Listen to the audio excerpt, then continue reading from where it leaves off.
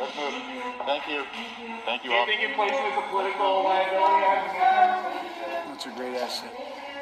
More inflation. What a stupid son of a bitch.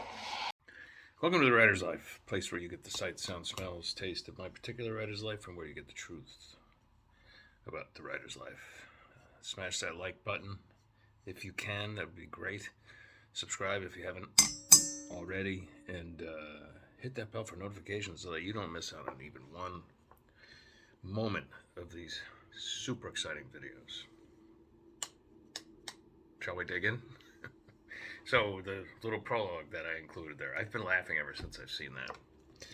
But it's a reminder that, like, people who are in positions of power, how phony they can be. Like old Uncle Joe, I'm sure he wants to, even though he sometimes gets testy with the press, as all politicians do. I'm sure he never, ever, ever in a million years would have called Peter Doocy, the reporter Peter Doocy. I think he works for Fox News. I don't think he ever would have called him a son of a bitch to his face. So he gets caught in a senile moment on a hot mic, which provides for me a little levity and reality at the same time. So, like, okay, so what's this got to do with the writer's life here, right? Well, first of all, Peter Doocy's a writer, but that's not what we're talking about here. For instance, today is the release day of Moonlight Kills, and I think I have it propped up to have a good day. And I did a bunch of stuff, bunch of publicity stuff for it, including getting it a BookBub new release for last promo, which is a good thing to get. So like by 6 o'clock tonight, I'll know how well the book is doing, and I project that it'll do pretty well. Now, the publisher of this book, the book I'm working with, Down and Out Books, not just because they're one of my publishers, but just for sure, it's like probably the only publisher I've ever worked with where they are just completely honest.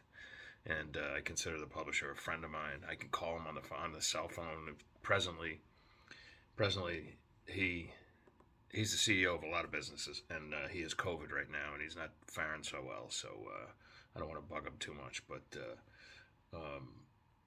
we have really great conversations about the business. The reality of the business, and he would never be one to be like, "Oh, hi Vince, I think you're wonderful," and then off to the side, he's a dumb son of a bitch. He's not the type to do that. If he felt like saying that to my face, he would. But I've had so many agents and publishers and marketing people in the past who are like so phony.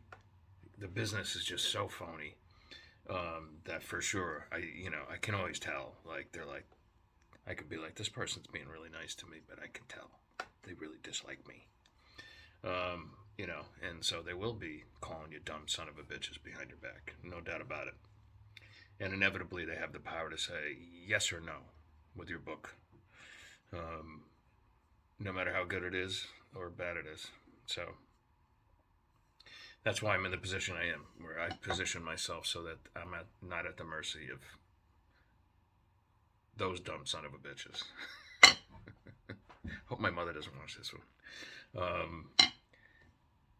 I'm in the position where, like, I'm in charge, and that's you should all, as writers, be in charge of your own show.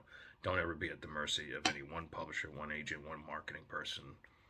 Don't let them control your lives, because they're not your friend. They probably don't like you. And 3, they probably think you're either a racist or a misogynist or a man-spreader or any of those things. Anyway, you know what I'm getting at. So one thing is for sure, Peter Doocy's a pretty smart cookie, and he is not a dumb son of a bitch, and that was a legitimate question that he asked old Uncle Joe.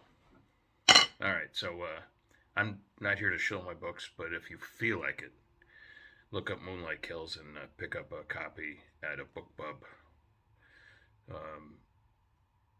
promo price. because it goes back up tomorrow, I guess. So anyway, ciao, ciao. Talk to you tomorrow.